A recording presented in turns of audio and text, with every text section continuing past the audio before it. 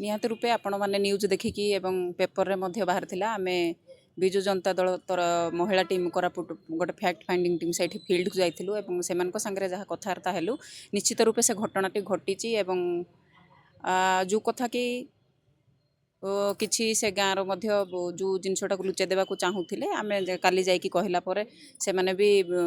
केसटा को न लुचाई आग को आने टेकअप करने चाहिए। निश्चित रूपे ये जो कथा कहुच्छी कि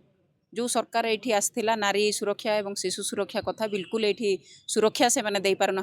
आईन विपर्यस्त घटिला सारा राज्य में एवं कोरापुटे आपण मैंने विगत किछि दिन मध्य देखिथिबे घटना उपर घटना चली जोटा कि गणदुष्कर्म हो कि ना शिशु असुरक्षा हो नारी असुरक्षा हो घटी चली से परिप्रेक्षी में पूर्वतन मुख्यमंत्री श्रीजुक्त नवीन पट्टनायक निर्देश क्रमे सेठिकी जाइथिलु एवं सेठी जहाँ आम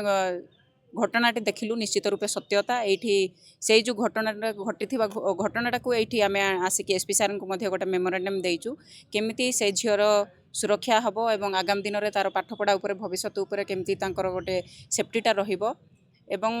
जेमिति आगामी दिन में एभलिया घटनाटी न घटू